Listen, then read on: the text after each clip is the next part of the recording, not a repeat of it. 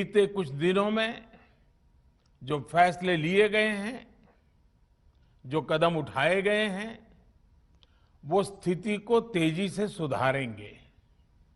इस बार कोरोना संकट में देश के अनेक हिस्से में ऑक्सीजन की डिमांड बहुत ज्यादा बढ़ी है। इस विषय पर तेजी से और पूरी संवेदनशीलता के साथ काम किया जा रहा है। केंद्र सरकार, राज्य सरकारें, प्राइवेट सेक्टर, सभी की पूरी कोशिश है कि हर जरूरतमंद को ऑक्सीजन मिले। ऑक्सीजन प्रोडक्शन और सप्लाई को बढ़ाने के लिए भी कई स्तरों पर उपाय किए जा रहे हैं। राज्यों में नए ऑक्सीजन प्लांट्स हो, 1 लाख नए सिलेंडर पहुंचाने हो, औद्योगिक इकाइयों में इस्तेमाल हो रही ऑक्सीजन का मेडिकल इस्तेमाल हो, ऑक्सीजन रेल हो, हर प्रयास किया जा रहा है। साथियों, इस बार जैसे ही कोरोना के केस बढ़े, देश के फार्मा सेक्टर ने दवाइयों का उत्पादन और बढ़ा दिया है। आज जनवरी-फरवरी की तुलना में देश में कई गुना ज्यादा दवाइयों का प्रोडक्शन हो रहा है। इसे अभी और तेज किया जा रहा है। कल भी मेरी देश की फार्मा इंडस्ट्री के बड़े जो प्रमुख लोग हैं, उसके जो एक्सपर्ट लोग हैं, उनसे बहुत लंबी चर्चा हुई है। हम सौभाग्यशाली हैं कि हमारे देश के पास इतना बड़ा मजबूत फार्मा सेक्टर है जो बहुत अच्छी और तेजी से दवाइयां बनाता है। इसके साथ ही अस्पतालों में बेड की संख्या को बढ़ाने का भी काम तेजी से चल रहा है। कुछ शहरों में ज्यादा डिमांड को देखते हुए विशेष और विशाल कोविड हॉस्पिटल बनाए जा रहे हैं। साथियों, पिछले वर्ष जब देश ने कोरोना के कुछ ही मरीज सामने आए थे, उसी समय भारत में कोरोना वायरस के खिलाफ प्रभावी वैक्सीन के लिए काम शुरू कर दिया था। हमारे वैज्ञानिकों ने दिन रात एक करके बहुत कम समय में देशवासियों के लिए वैक्सीन विकसित की है। आज दुनिया की सबसे सस्ती वैक्सीन भारत में है। भारत की कोल्ड चेन व्यवस्था के अनुकूल वैक्सीन हमारे पास है।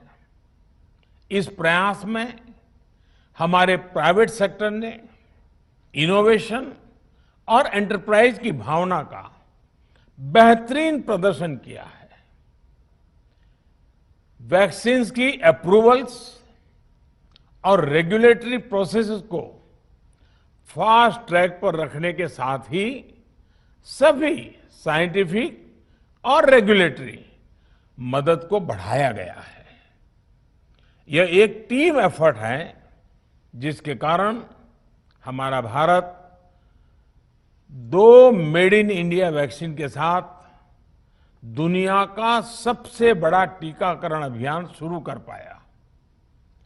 टीकाकरण के पहले चरण से ही गति के साथ ही इस बात पर जोर दिया गया कि ज्यादा से ज्यादा क्षेत्रों तक, जरूरतमंद लोगों तक वैक्सीन पहुंचे। दुनिया में सबसे तेजी से भारत में पहले 10 करोड़, फिर 11 करोड़ और अब 12 करोड़ वैक्सीन डोज दिए गए हैं। आज कोरोना से इस लड़ाई में हमें हौसला मिलता है कि हमारे health care workers, frontline corona warriors और सीनियर सिटीजन्स के एक बड़े हिस्से को वैक्सीन का लाभ मिल चुका है। साथियों, कल ही वैक्सीन को लेकर हुए एक और अहम फैसला भी हमने किया है। 1 मई के बाद से 18 वर्ष के ऊपर के किसी भी व्यक्ति को वैक्सीनेट किया जा सकेगा। अब भारत में जो वैक्सीन बनेगी उसका आधा हिस्सा सीधे राज्यों और अस्पतालों को भी मिलेगा। इस बीच गरीबों, बुजुर्गों, निम्न मध्यम वर्ग के लोग 45 वर्ष की आयु के ऊपर के व्यक्तियों के लिए केंद्र सरकार का जो वैक्सीन कार्यक्रम चल रहा है वो भी उतनी ही तेजी से जारी रहेगा। पहले की तरह ही सरकारी अस्पतालों में मुफ्त वैक्सीन मिलती रहेगी, जिसका फायदा, जैसा मैंने कहा, हमारे गरीब परिवार हो, हमारे मध्यम वर्ग, निम्न मध्यम वर्ग के परिवार हो, वो उनका लाभ उठा सकेंगे। साथियों, हम सभी का प्रयास जीवन बचाने के लिए है, और जीवन बचाने के लिए तो है ही, प्रयास से भी ये है कि आर्थिक गतिविधियां और आजीविका कम से कम प्रभावित हो। प्रयास का तरीका यही रखा जाए। वैक्सीनेशन को 18 वर्ष की आयु के ऊपर के लोगों के लिए ओपन करने से शहरों में जो हमारे वर्कफोर्स है उसे तेजी से वैक्सीन उपलब्ध होगी। राज्यों और केंद्र सरकार के प्रयासों से श्रमिकों को भी तेजी से वैक्सीन मिले लगेगी। मेरा राज्य प्रशासन से आग्रह है कि वो श्रमिकों का भरोसा जगाए रखे। उनसे आग्रह करें कि वो जहां है वहीं रहे। राज्यों द्वारा दिया गया ये भरोसा उनकी बहुत मदद करेगा कि वो जिस शहर में हैं वहीं पर अगले कुछ दिनों में वैक्सीन भी लगेगी और उनका काम भी बंद नहीं होगा। साथियों, पिछली बार जो परिस्थितियां थी वो अभी से काफी भिन्न थी।